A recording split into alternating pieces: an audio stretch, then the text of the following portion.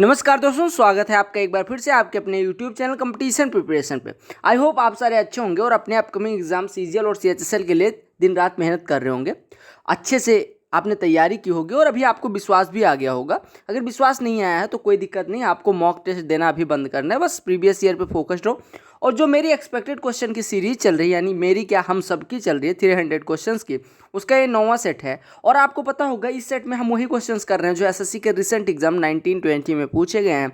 CGL mains हो सकता है, सीपीओ हो सकता है, सीजीएल प्री हो सकता है, सीएचएसएल आईबी हो सकता है और फेज 8 हो सकता है। इन सब के क्वेश्चंस होंगे और ये क्वेश्चंस आपके लिए समझ लो ऑक्सीजन का काम करेंगे, क्योंकि लास्ट मोमेंट पे ऐसे क्वेश्चन करके जाओगे तो कॉन्फिडेंस भी बिल्ड होगा।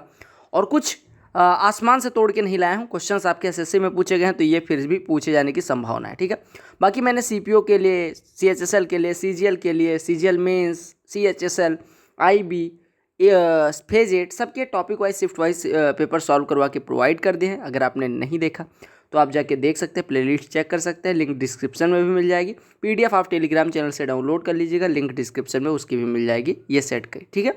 तो चलो पहले प्रश्न पे आते हैं। पहला प्रश्न आपका पाइप एंड सिस्टर्न से है, यानी नल और टंकी से। बेसिकली हम इसको कह सकते हैं टाइम एंड वर्क का प्रश्न है। क्या कहा गया वो पढ़ते हैं और फिर आंसर करते हैं। कहा गया pipes A and B can fill a tank in 16 and 24 hours. जो चीज़ें दी जाएंगी वो खटाखट लिखते रहना है। ए 16 घंटे में, बी 24 घंटे में कहा गया भर सकता है। आगे बात की गई और सी अकेले टैंक को x घंटे में इम्पटी कर सकता है, ऐसा कहा गया है। तो यहाँ पे माइनस लिख के x लगा दो। कहा गया all the pipes were open together at 10:30 AM but C was closed at 2:30 PM। If the tank was full at 8:30 PM on the same day then what is the value of x। ध्यान से देखिएगा, अगर मैं मान लूँ 16 और 24 का LCM ले लेता हूँ, 16 और 24 का एलसीएम आपका 48 हो जाएगा। हम मान लेते हैं 48 लीटर टंकी की धारिता है, राइट। 48 लीटर टंकी की धारिता है। या आप ये एलसीएम लेने वाला काम ही छोड़ो, आज एलसीएम वाले से नहीं करेंगे, मैंने बहुत सारे क्वेश्चन एलसीएम मेथड से करवा दिए। देखिएगा, आपसे कहा गया कि तीन नल हैं ए बी और सी। ए और बी भरने वाले हैं और सी खाली करने वाला। कहा गया उनको 10:30 बजे खोला जाता है और सी को 2:30 बजे बंद कर दिया जाता है। यानी अब कार्य कौन कौन कर रहा है 2:30 बजे के बाद? ए और बी। और टंकी हमारी कितने बजे भर जाती है? 8:30 बजे। अगर 10 बजे खोला जाता है, 10:30 बजे, और 8:30 बजे टंकी भर जाती है, यानी ए ने भी 10 घंटे कार्य किया होगा और बी ने भी 10 घंटे कार्य किया होगा। और सी आपको पता है 10:30 बजे खोला जाता है और 2:30 बजे बंद कर दिया जाता है, यानी सी ने केवल 4 घंटे काम करा और उसके बाद में टैंक फुल हो गया, यानी पूरी टंकी भर गई। ध्यान से देखिएगा, अगर ए 16 घंटे में पूरा भर सकता है तो 10 घंटे में इसने 10/16 हिस्सा भरा होगा। बी अगर 24 घंटे में पूरा भर सकता है तो 10 घंटे में 10/24 हिस्सा भरा होगा। और आपको पता है सी x घंटे में खाली कर सकता है, यानी 1 घंटे में 1/x, यानी 4 घंटे में इसने 4/x पार्ट खाली किया होगा। यानी आपने कहा ये दोनों भरा गया हिस्सा है और 4/x निकाला गया हिस्सा है, यानी कि यहाँ पे थोड़ा सा मिटा दीजिएगा, 4/x निकाला गया हिस्सा है और हमारी टंकी पूरी पूरी भर गई, यानी 1। अब एलसीएम ले लो तो ये आपका 4/x बराबर हो जाएगा, यहाँ से 4/x बराबर हो जाएगा 10/16 धन 10/24 माइनस 1। तो आप सबका एलसीएम ले लोगे तो यहाँ पे 48 आ जाएगा। और यहाँ पे कितने से गुणा होगा? 16 में 3 से, यानी 30 हो जाएगा। यहाँ पे 2 से गुणा होगा यानी 20 हो जाएगा और ये -48 हो जाएगा। यानी आपका 4/x = आ गया 30 20 50 में से 48 घटेगा 2/48, यानी कि 2 से 4 कट गया, यानी x बराबर 96 आ गया। यानी x क्या था? जितने घंटे में सी टंकी को खाली कर सकता था, यही आपको निकालना था। तो आपने कह दिया कि जो नल सी है वो 96 घंटे में टंकी को खाली कर देगा, राइट। अच्छा प्रश्न था पाइप एंड सिस्टर्न या टाइम एंड वर्क से। मैं कोशिश करूंगा कि हर क्वेश्चन को थोड़ा डिटेल में जाऊं, क्योंकि आप कई सारे क्वेश्चंस का हो सकता है कॉन्सेप्ट ना जानते हो। लास्ट मोमेंट पे अगर आपको कॉन्सेप्ट पता चल जाता है और आप जाके वहां पे 2 नंबर पा जाते हैं तो मेरे लिए इससे बड़ी सफलता कुछ भी नहीं होगी। कहा गया circle is inscribed in a quadrilateral ABCD touching AB BC CD and AD at the points PQ R and S। कहा गया एक सर्कल है जो किसी क्वाड्रिलेटरल में बना हुआ है। सर्कल अगर क्वाड्रिलेटरल में बना, यानी हम कह सकते हैं कि जो क्वाड्रिलेटरल यानी चतुर्भुज है वो वृत्त को सर्कमस्क्राइब कर रहा है, यानी घेर रहा है, ऐसा कुछ कहा गया। ये हमें दिया गया A, ये दिया गया B, ये दिया गया C and this one is D, right. आपसे कहा गया AB को किस पॉइंट पे P पे, BC को किस पॉइंट पे Q पे, CD को किस पॉइंट पे R पे और AD को किस पॉइंट पे S पे टच कर रहा है। अब आपसे कहा गया कि ये जो सर्कल है वो मतलब वृत्त है वो चतुर्भुज से घिरा हुआ है। अगर एंगल B = 90 डिग्री है, ये वाला एंगल 90 डिग्री है आपको दिया गया है। AD बराबर 24 है, AD बराबर 24 यानी ये भुजा 24 है। AB बराबर 27 है, यानी ये वाली भुजा 27 है। कहा गया DR बराबर 6 है, DR बराबर 6 है। तो आपसे कहा गया सरकमफ्रेंस क्या होगी सर्किल की, सरकमफ्रेंस क्या होगी सर्किल की। ध्यान से देखिएगा, सरकमफ्रेंस अगर निकालनी है तो आपको रेडियस निकालनी पड़ेगी। रेडियस निकालने के लिए आप कहेंगे यहाँ से इसको ड्रा कर देंगे और यहाँ से इसको ड्रा कर देंगे, तो आपको ये मिल जाएगा बेसिकली एक स्क्वायर। क्यों? क्योंकि देखो ये भी परपेंडिकुलर, ये भी परपेंडिकुलर, ठीक है, ये भी परपेंडिकुलर, चारों भुजाएं बराबर। आपको पता है ये भी रेडियस है, ये भी रेडियस है, आपको पता है ये परपेंडिकुलर ऑलरेडी है। अब अगर ये आर है, सारे चारों एंगल 90 डिग्री हो गए, तो ये भी आर होना पड़ेगा, ये भी आर, यानी बेसिकली आपको पता चल गया, अगर रेडियस को आर माने तो आपको पता चल गया सारे 90 90 90 हो जाएंगे। आप देखिएगा डी से वृत्त पे स्पर्श रेखा खींची गई है डी आर, और डी एस भी सेम चीज़ है, यानी कि डी आर अगर 6 है तो डी एस भी 6 हो जाएगा, यानी कि ऐसे 18 हो जाएगा, क्योंकि पूरी भुजा 24 है। सेम चीज़ आप कर सकते हैं कि भैया ए एस 18 है तो ए पी भी 18 होगा, क्योंकि ए से हमें 2 स्पर्श रेखाएं खींची गई 18 18। अब देखिएगा पूरा ए बी 27 है, ए पी 18, यानी ये 9 हो जाएगा, यानी रेडियस आपकी आ गई 9, यानी वृत्त की रेडियस अगर 9 आ गई तो सरकमफ्रेंस कितना हो जाएगा 2 पाई आर, यानी कि 2 गुणे पाई गुणे 9, यानी 2 गुणे 9 गुणे पाई, 2 9 18 पाई सरकमफ्रेंस हो जाएगी। आपको बस इतना सीखना था, ठीक है, 2 9 18 पाई आपका आंसर हो जाएगा। अगला प्रश्न देखिएगा, कहा गया आसान सा प्रश्न, परसेंटेज का है। कहा गया if 60% of a number is 120 more than 20% of the number, then 28% of the number is less than 33 1/3% of the number by. कहा 60% और 20% किसी संख्या का अंतर, 60% और 20% का अंतर निकालेंगे तो ये 40% आएगा, और 40% जो अंतर आ रहा है वो 120 के बराबर, यानी संख्या का 40% 120 है, यानी 1% 3, यानी संख्या हो गई 300। अब कहा गया इसका 28% 33 सही 1/3% से कितना कम है? आप कहेंगे 5 सही 1/3% कम है। 5 सही 1/3 कहने का मतलब 3 5 15 16/3%, यानी 300 का 16 सही 1/3% निकालने जाओगे तो 300 गुणे 16/3/100 करोगे, यानी कि ये 300 हो जाएगा, यानी कट गया, यानी आपका आंसर 16 आ गया। आंसर कितना आ गया? 16। अगला प्रश्न देखिएगा, ये परसेंटेज का, उससे भी आसान प्रश्न है। कहा A is 25% more than B, B is 40% less than C, if C is 30% more than D, then by what percent is A less than D. ध्यान से देखिएगा, 4 लोग हैं ए बी सी डी, इनके बारे में बातें कही गई हैं, क्या कही गई हैं उस पर आते हैं। कहा गया सबसे पहले आते हैं कि सी इज 30% मोर देन डी, यानी कि डी को अगर हम 100 माने तो सी 30% ज़्यादा हो जाएगा, ठीक है। अगर बी इज 40% लेस देन सी, यानी सी का 40% कितना हो जाएगा? 52, 52 इसमें से घटाएंगे तो ये आपका हो जाएगा 52 घटेगा, ये 8 हो जाएगा, ये 78 हो जाएगा, ठीक है। अच्छा, और कहा गया ए इज 25% मोर देन बी, ए जो है बी से कितना ज़्यादा है? 25%। 25% कितना हो जाएगा? 19.5, यानी 19.5 इसमें जोड़ दोगे तो हो जाएगा ये 97.5 हो जाएगा। ए कितना हो जाएगा? 97.5। अब आपसे यही पूछा गया ए कितने परसेंट कम है डी से, तो आप कहेंगे ए डी से कितना कम है?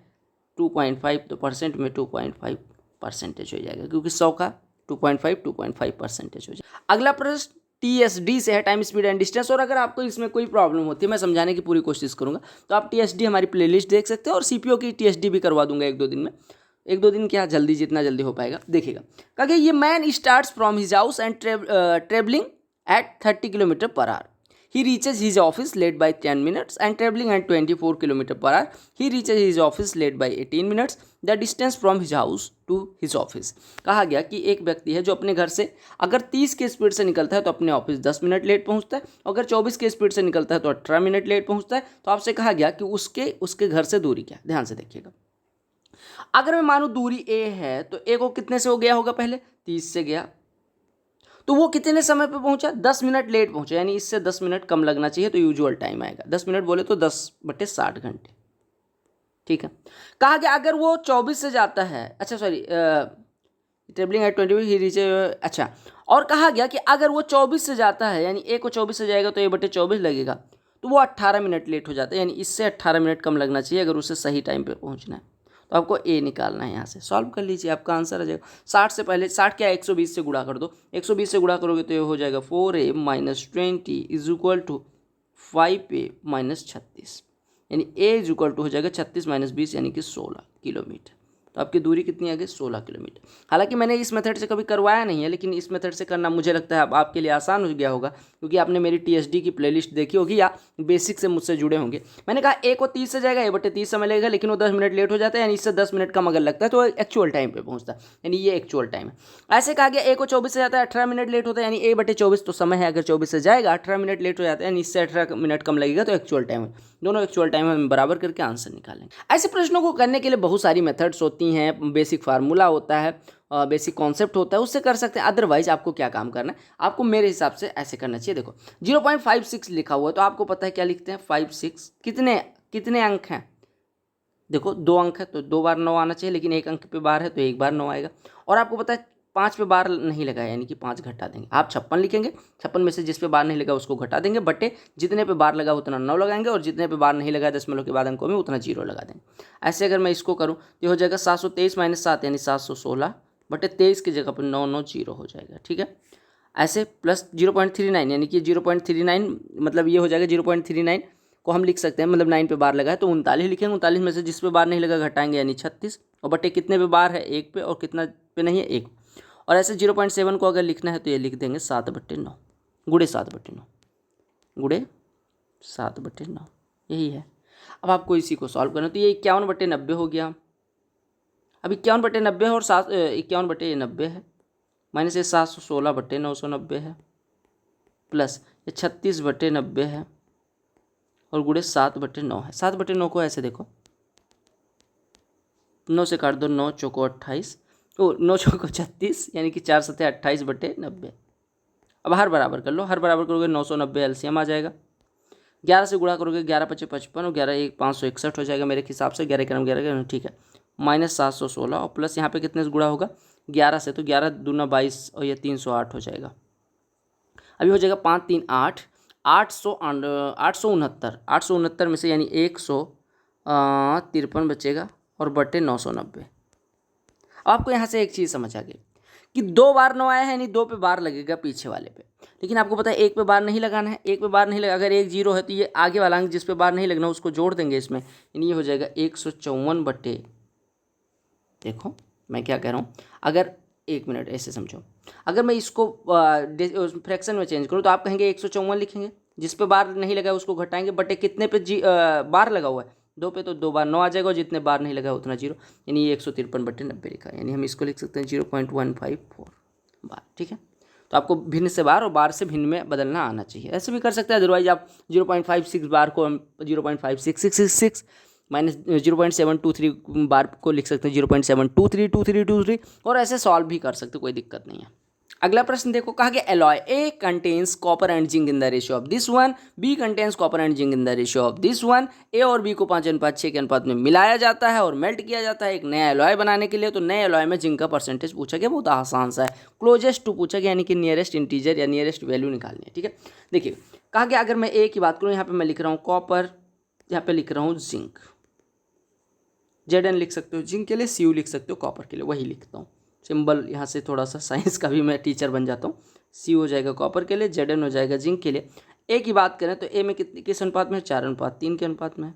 बी में किस अनुपात में है, बी में 5:2 के अनुपात में है। अब आपको क्या काम किया गया है, कहा गया इसको 5 अनुपात में लिया गया, इसको 6 अनुपात में मिला दिया गया और नया एलॉय बन जाता। आपको देखना है 4 3 जोड़ेंगे 7 5 2 7, बस 5, ये तो बहुत आसान है। अब इसमें 5 से गुणा कर देंगे, यानी 5 चौको 20 हो जाएगा, मतलब इसमें 5 से गुणा करेंगे और इसमें 6 से गुणा करेंगे, दोनों की मात्रा बराबर। देखो 4 3 7 5 2 7 यानी अनुपात बराबर। अनुपात ना बराबर होता है तो पहले बराबर करते, अब आपको सीधे गुणा करके जोड़ देना है। यानी कॉपर की मात्रा 4 पंचे 20 और 5 छक 30, यानी 4 पंचे 20 यहाँ पे, 5 छक 30 यहाँ पे, तो 20 30 50 हो जाएगी कॉपर की मात्रा। और बटे जिंक की मात्रा कितनी है, 5 × 15 और 12 27। अब आप देखिए 50 कॉपर है, जिंक 27 है, आपको जिंक का परसेंटेज निकालना है, तो जिंक का परसेंटेज कितना हो जाएगा, जिंक है 27 आउट ऑफ 50 + 27 77 और गुणे 100 लगा देंगे, आपका आंसर आ जाएगा। परसेंटेज निकालना है तो यहाँ से कटे वटेगा, ये नहीं कटेगा, ये 2700/77 लिख लो। 77 से डिवाइड कर दो, 7 से काट दो पहले, 7 11 11 और 7 11 77, 7 से काटेंगे 7 3 21 और 6 7 7 8 56 और 7 6 42 लगभग। 11 से काटोगे 11 3 33 और ये 5 56 बचेगा, 11 5 35 यानी 35% के अराउंड आ जाएगा। देखो ये प्रश्न भी, पेट्रोल वाला प्रश्न भी खूब आग लगा रहे हैं। इस समय तो 19% नहीं, पता नहीं कितना परसेंट बढ़ा हुआ है, लेकिन देखिएगा कहा if the price of petrol increases by if the price of petrol increases by 19% and Sunita, इसका मतलब है साउथ वाले किसी ने पेपर सेट किया, यानी सुनीता उन्हीं के यहाँ TH होता है, ठीक है। तो Sunita intends to spend only an additional 12% on petrol, by what percent should he reduce the quantity of petrol purchase। ध्यान से देखिएगा, क्योंकि 19% पेट्रोल की कीमत बढ़ गई, यानी कि पहले अगर 100 थी तो अभी कितनी हो गई, 119 हो गई। पहले वो मान लो 100 खर्चा करती थी, अभी कितना खर्च करेगी, 112। तो आपसे कहा कि पेट्रोल में मात्रा में कमी कितनी होगी। अगर 112 में पेट्रोल हो गया, सॉरी, अगर 112 खर्च करती है तो 119 के भाव से कितना लीटर पेट्रोल मिलेगा, 112/119, और पहले 1 लीटर, यानी पहले वो 1 लीटर यूज करती थी, अभी 112/119, यानी कमी कितने की आई, 7/119 की। तो प्रतिशत निकालने जाओगे तो 7/119 गुणे 100 करोगे, यानी 700/119 हो जाएगा। यानी आप 6 बार ले जाओगे, 19 छक्के 114, यानी 6 के अराउंड जाएगा। देखो 714 हो जाएगा, यानी 6% के अराउंड आपका आंसर आ जाएगा। ठीक है, अरे देखो 5 से तो ज़्यादा होगा, 595, और 6% के अराउंड हो जाएगा आपका। ठीक है, 6% के अराउंड आपका हो जाएगा। देखो 6 9 54, 6 के नम 6 5 11, 6 के नम 6 1 7, यानी कि 6 के अराउंड आपका आंसर हो जाएगा।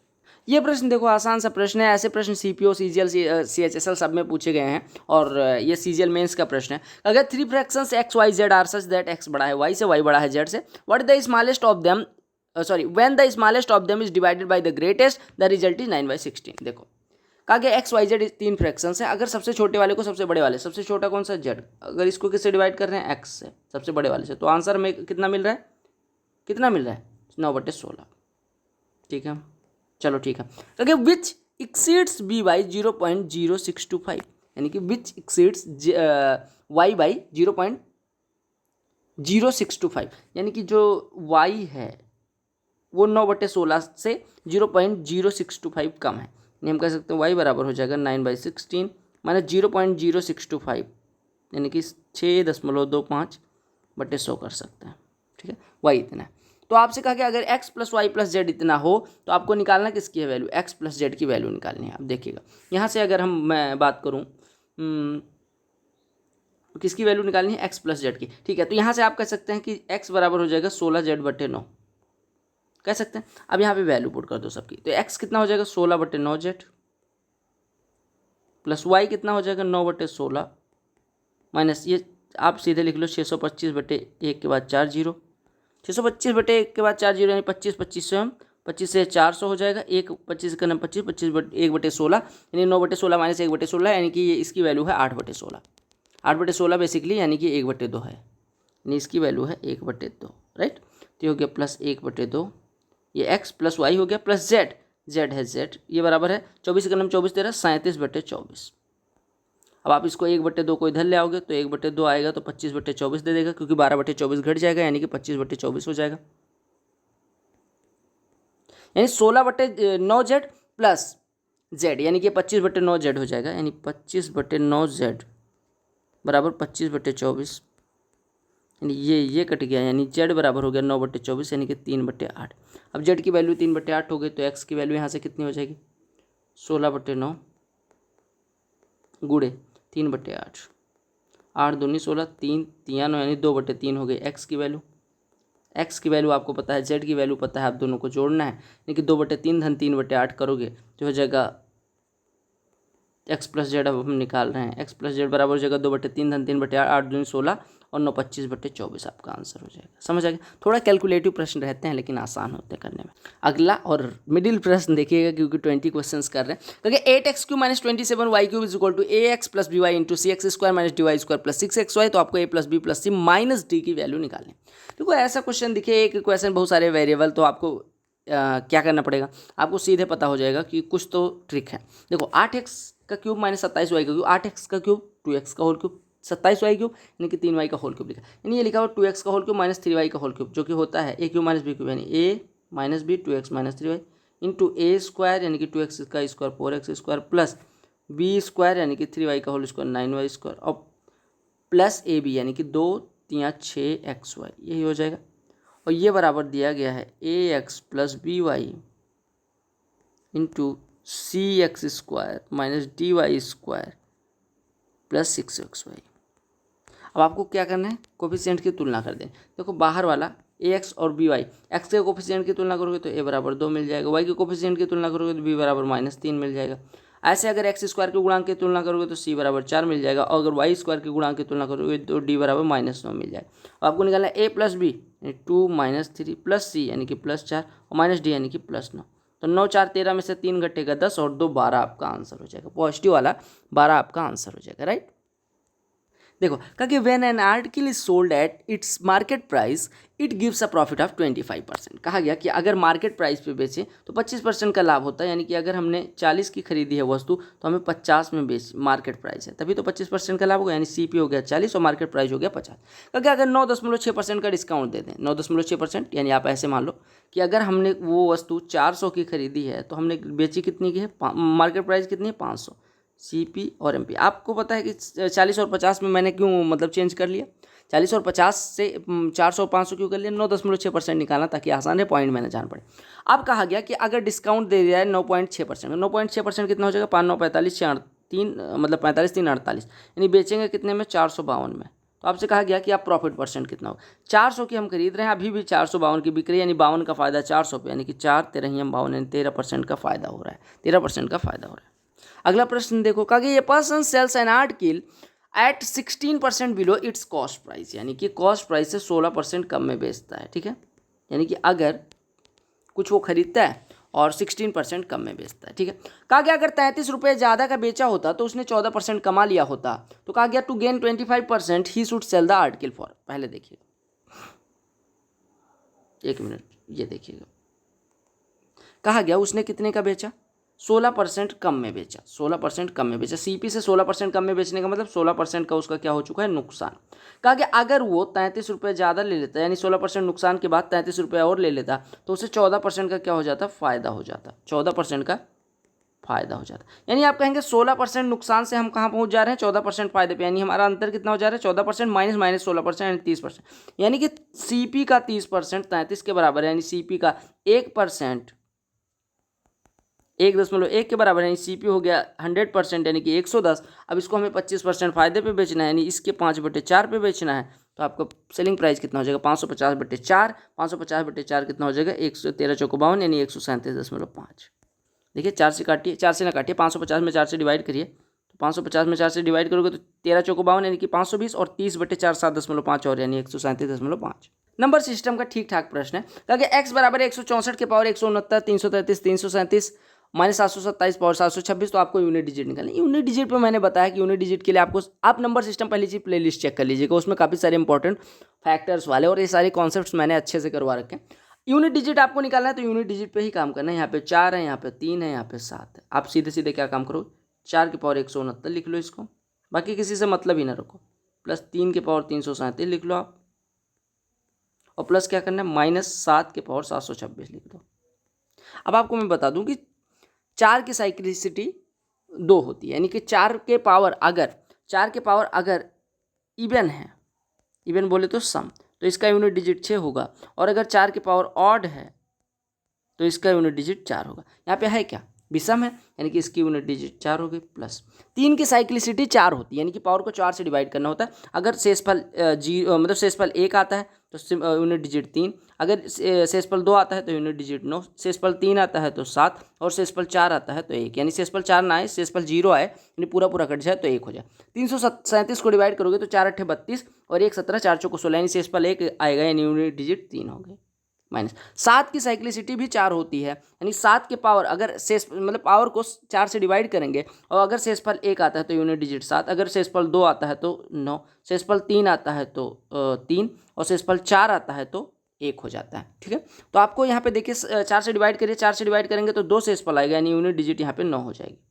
यानी आपने देखा कि 4 3 7 माइनस 9, 7 माइनस 9 आया। अब 7 से तो 9 घट नहीं सकता, आप क्या काम करेंगे कि इसको 17 मान लेंगे, 7 को 17 मान लेंगे, यानी जैसे हासिल लेते हैं वैसे समझ लो हासिल ले लिया, और 17 में से 9 घटेगा 8, यही आपकी यूनिट डिजिट हो जाएगी। तो साइक्लिसिटी क्या होती है, सारी चीज़ें मैंने करवाई हैं, आप जाके नंबर सिस्टम वाली प्लेलिस्ट में चेक कर सकते। ये प्रश्न देखो थोड़ा ट्रिकी है, बाकी कुछ नहीं है। कहेंगे 5x + 1 का होल क्यूब प्लस x - 3 का whole cube plus 8 times of 3x - 4 का whole cube is equal to this one, तो आपको x की वैल्यू निकालनी है। अब ध्यान दीजिएगा, क्योंकि यहाँ पे 5x + 1 दिख रहा है, यहाँ पे भी 5x + 1 दिख रहा है, यहाँ पे x - 3 दिख रहा है, यहाँ पे x - 3, यहाँ पे 3x - 4 दिख रहा है, यहाँ पे 3, लेकिन जो मेन प्रॉब्लम है यहाँ पे 6 दिख रहा है। आपको ये ध्यान देना है कि इसको हम लिख सकते हैं 8 × 3x - 4 का होल क्यूब को 2 टाइम्स ऑफ 3x - 4, और इस पूरे का होल क्यूब लिख सकते हैं। और इसको हम लिख सकते हैं, देखो ये 3 times of 5x + 1 into x - 3 और इंटू 2 टाइम्स ऑफ 3x - 4 लिख सकते हैं, बिल्कुल लिख सकते हैं। 2 को हमने यहाँ डाला। अब आप देखिए, आपके देखने में आ रहा होगा A cube plus B cube plus C cube is equal to 3a ये वाला, बी ये वाला और सी यानी ये वाला। तो A cube plus B cube plus C cube बराबर 3abc कब होता है? जब a plus B plus C बराबर 0 होता है। यानी ये हो गया 5x प्लस 1a हो गया प्लस बी एक्स माइनस 3 और प्लस सी यानी कि 2 टाइम्स ऑफ 3x माइनस 4 यानी 6x माइनस 8 ये बराबर है 0 के। तो 6 1 7 5 12 12x माइनस 11 मतलब बराबर 10 यानी x बराबर हो जाएगा 5/6। आपका आंसर कितना हो गया? 5/6। आपको बस एक फार्मूला याद रखना कि A cube plus B cube plus C cube is equal to 3abc, तो a plus B plus C बराबर 0। प्रश्न देखिएगा, कहा गया बाई सेलिंग 2 आर्टिकल्स फॉर 800 ये person gains the cost price of 3 articles the profit percentage. कहा गया 800 में अगर हम 2 वस्तुएं बेचें, 2 वस्तुएं अगर 800 में बेच रहे हैं यानी कि CP एक वस्तु का हो जा रहा है 400, सेलिंग प्राइस कितना हो जा रहा है, SP कितना हो जा रहा है, विक्रय मूल्य कितना हो जा रहा है 400।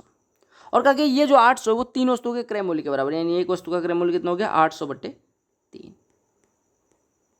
आपसे कहा गया प्रॉफिट परसेंट, 800/3 में खरीद रहे हैं, 800/2 में बेच रहे हैं।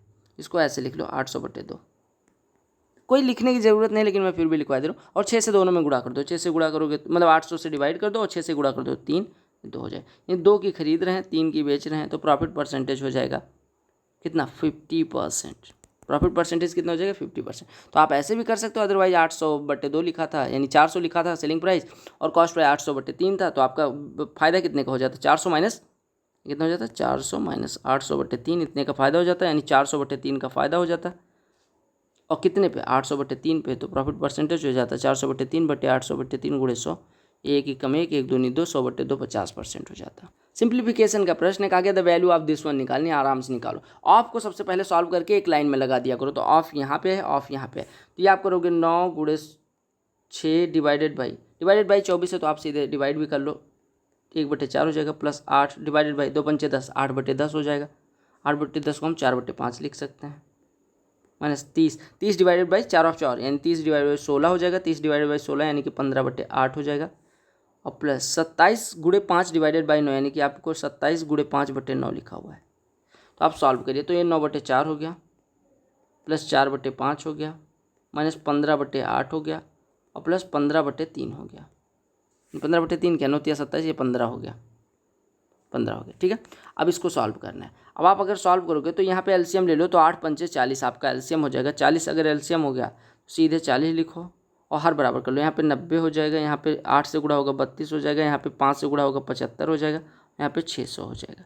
यानी कि ये हो गया 600 और ये 600 ये 15 हो जाएगा, 15 और 32 47 यानी 647/40 आपका आंसर हो जाएगा।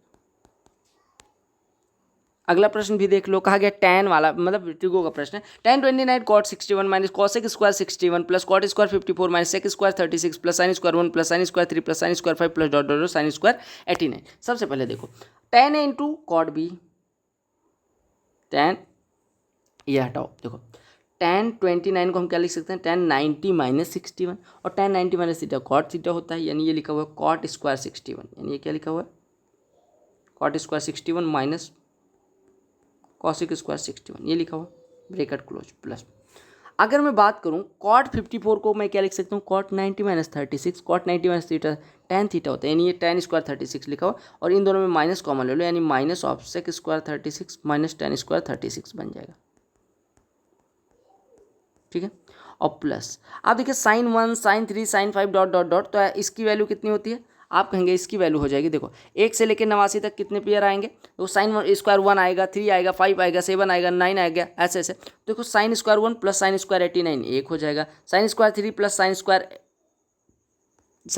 3 प्लस साइन स्क्वायर 87 1 हो जाएगा, फिर sine square 5 plus sine square 85 1 हो जाएगा। यानी आपको पता होगा कि sine square A plus sine square B is equal to 1 होता है। एक्सपेक्टेड सेट में भी मैंने करवाया, ट्रिगो में तो 1000 बार करवाया। अगर ए और बी का योग 90 अंश हो तो आप देखें 1 89 90 हो जाएगा, 3 और 87 90 हो जाएगा, 5 और कितना 5 और कितना 5 और 85 90 हो जाएगा, ऐसे 7 और 83 90 हो जाएगा। यानी कितने पेयर बनेंगे आप कहेंगे 1 से लेकर 89 तक आपके कितने पेयर बनेंगे, आपके पेयर बनेंगे देखो 1 से स्टार्ट हुआ 89 तक, तो आपके ऐसे अगर आप देखें तो ये हो जाएगा 1 से लेकर 89 तक आपकी कुल कितनी संख्याएं आएंगी। अगर विषम विषम की बात करें तो विषम विषम हो जाएंगी 45 संख्याएं। ठीक है, विषम से स्टार्ट हो रही विषम पे खत्म हो रही, यानी 45 संख्या। और 45 में 44 तो पेयर बना लेंगे। 44 पेयर कौन कौन से बनाएंगे? 1 89 2 88, 1 89 3 87 5 85, ऐसे करके 44 में 22 तो पेयर बना देंगे। और एक बचेगा कितना? Sine square 45। साइन स्क्वायर 45 की वैल्यू 1/2 हो जाएगी, यानी इसकी पूरे की वैल्यू हो जाएगी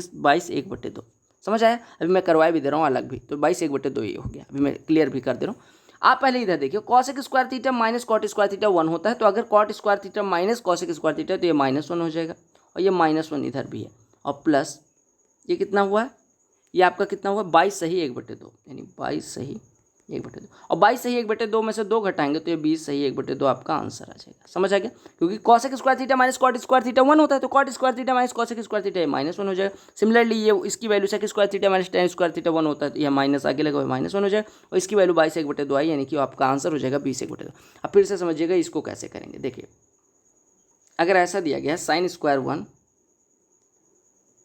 plus sine square 3 plus dot dot dot sign square 89, ठीक है। आपको पता है कितनी संख्याएं हैं? देखो, 1 से लेकर 89 तक कितनी संख्याएं बनेंगी? 1 + 89/2, यानी कि 45 संख्याएं बनेंगी। 45 में मैं अगर 1 और 89 को एक साथ लिख लूँ, 3 और 87 को एक साथ लिख लूँ, ऐसे 5 और 85 को लिख लूँगा। ऐसे अगर आप आगे जाएंगे तो ऐसे लिखेंगे 17 और किसको लिखेंगे? 73 को आगे मतलब लिख लेंगे। ऐसे ऐसे जाते जाते अगर आपको पता हो तो ऐसे 37 और किसको लिख लेंगे? 37 और 53 को लिख लेंगे। ऐसे आगे जाते जाते किसको पेयर बना लेंगे? आप कहेंगे 41 और 49 पेयर बनाएंगे। ऐसे मैं बात करूं तो 43 और 47 पेयर बनाएंगे। ऐसे मतलब, और फिर लास्ट में कौन सा बचेगा? 45, जिसका किसी के साथ पेयर नहीं होगा, लेकिन वो साइन का स्क्वायर 45 होगा, यानी बचेगा कौन सा? Sine square 45। अब आप देखिएगा ऐसे कितने पेयर बनेंगे? अगर 45 संख्या हो तो एक का पेयर नहीं बन रहा, बाकी 44 पेयर में है, तो 44 लोग अगर पेयर में है, यानी कि 22 कपल बन जाएंगे इधर। और ये साइन स्क्वायर 45, साइन 45 की वैल्यू होती है 1/√2, उसका स्क्वायर 1/2, यानी आपका ओवरऑल आंसर हो जाएगा 22 सही 1/2। अगला प्रश्न यानी 18वां प्रश्न देखिएगा, थोड़ी एरर है इसमें। देखिए, in triangle A B C the medians A D B and C F meet है। तो आपको पता होगा कि अगर मीडियंस मीट कर रहे हैं कहीं पे तो वो क्या हो जाएगा? केंद्रक, यानी हमें क्या देंगे? सेंट्रॉइड। तो आप लिख लो ए बी सी, लिखो पहले। इसकी मीडियंस हैं ए डी बी ई और सी एफ। ये हो गया ए डी बी ई और सी एफ, राइट। अब आपसे कहा गया कि what is the ratio of area of A B D की एरिया और ए ओ ई की एरिया का रेशियो क्या होगा? आपको पता होगा सेंट्रॉइड जो होता है, वो सेंट्रॉइड से अगर हम वर्टिसेस को मिलाएं, मीडियंस के मतलब अगर 3 मीडियंस ड्रा करें तो तीनों मीडियंस अगर किसी ट्रायंगल की ड्रा कर दी जाए तो त्रिभुज लगातार मतलब बराबर हिस्से के 6 भागों में बढ़ जाता है। यानी कि ए ओ ई की एरिया, जो अगर पूरे ट्रायंगल की एरिया को हम 6 माने तो ए ओ ई की एरिया कितनी हो गई? 1, क्योंकि 6 बराबर भागों में बटेगा, यानी कि ये 1 होगा। और आपको दूसरा कितना? ए बी डी की बात की गई। आपको पता है मीडियन जो होती है, यानी median A D triangle A B C को 2 बराबर भागों में बांटती है, तो पूरे का एरिया अगर 6 है तो ए बी डी का कितना हो जाएगा? 3, यानी कि ट्रायंगल ए बी डी का एरिया कितना हो जाएगा? 3। आपको निकालना क्या था? ए ओ ई बटे ए बी डी, यानी कि 1:3 हो जाएगा। यहाँ पे एरर इसी वजह से था क्योंकि 3:1 ऑप्शन में दिया गया था, 1:3 नहीं दिया गया था, ठीक है। अगला प्रश्न देखो, कहे sum of R S X is divided between A B and C in the ratio of A/B 6:7 है, B/3:2 है। कहे ए और सी के शेयर का अगर हिस्सा मतलब अंतर जो है वो 540 है, तो एक्स की वैल्यू निकालें। ध्यान से देखिएगा, ए बी सी की बात की गई है। ए और बी के शेयर का अनुपात कितना है? 6:7 है। बी और सी के शेयर का अनुपात कितना है? 3:2 है। अब आप तीनों का अनुपात निकालो, आता है ना? देखो यहाँ पे खाली स्थान, यहाँ पे खाली स्थान पे बगल वाले का कब्जा, यहाँ पे 7 का, यहाँ पे 3 का। खड़ी गुणा कर दो, खड़ा गुणा करोगे तो ये 18 हो जाएगा, 21 हो जाएगा और 14 हो जाएगा। यानी इनका अनुपात हो गया ए बी सी के शेयर का 18, 21, 14। तीनों को जोड़ो, 18 + 21 + 14, ये आपका ये कितना हो जाएगा? 18, 21 और 14 जोड़ेंगे तो कितना हो जाएगा? 8 1 9 4 13, हासिल आई 1 या 21 14 35, और ये कितना हो जाएगा? 35 और 18 53, ठीक है।